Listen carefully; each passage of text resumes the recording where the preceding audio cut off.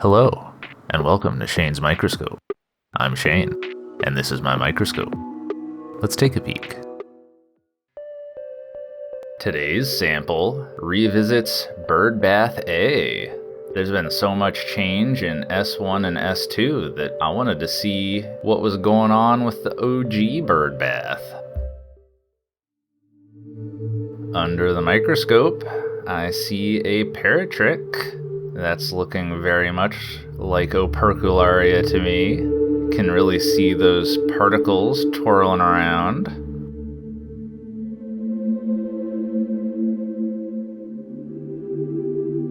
I feel like I don't do enough oblique illumination. I feel like this really adds an interesting layer of depth to the images.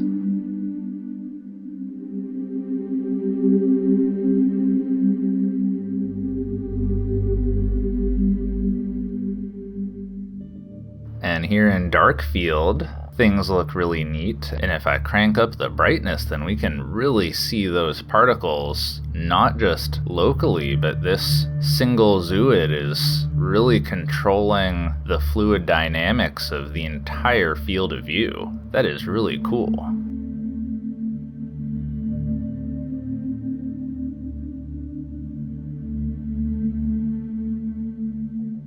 Little dark field at higher magnification.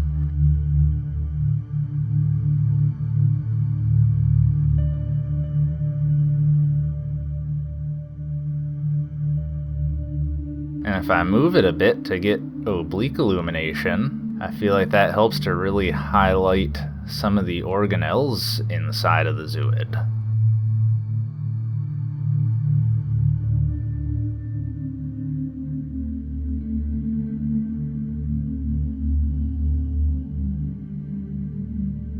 But of course, for identification and most viewing purposes, bright field is our go-to, and we can get the best resolution this way.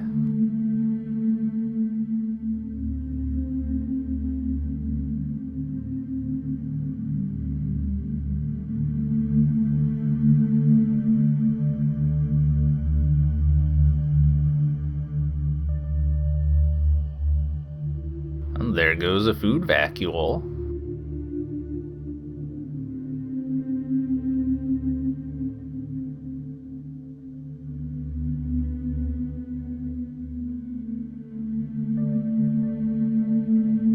And I thought I'd see how the oblique illumination looked at the really high magnification.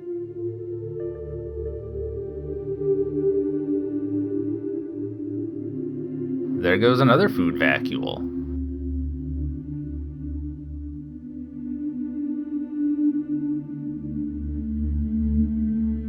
Here's another Opercularia zooid. Looking down at it from the top, we can really see that counterclockwise twirl of peristomal ciliature.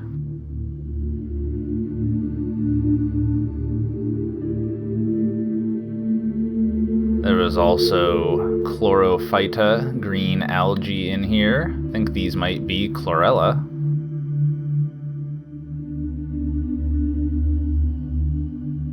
And this rotifer had a little hidey spot.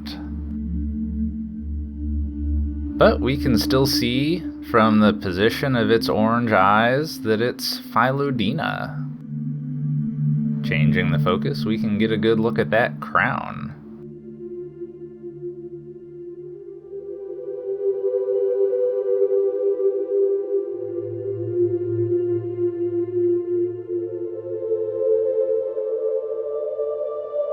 And just barely peeking out, we can see the little toe spurs.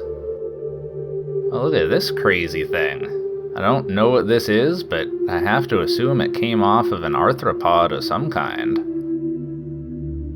Ah, look at those holes in there, probably for breathing.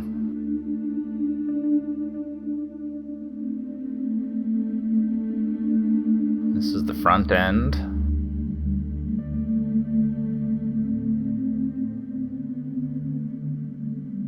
This is the back end.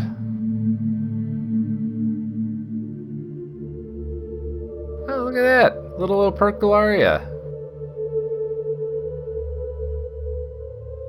Further forward, some others decided to colonize it. Neat.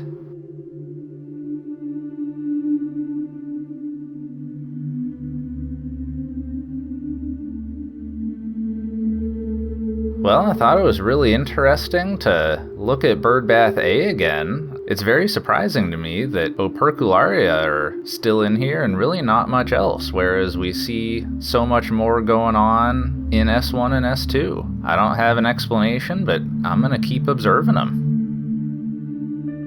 Alright, well, I think we'll leave it there for the day. Thanks for having a look with me. Until next time, keep on peeking.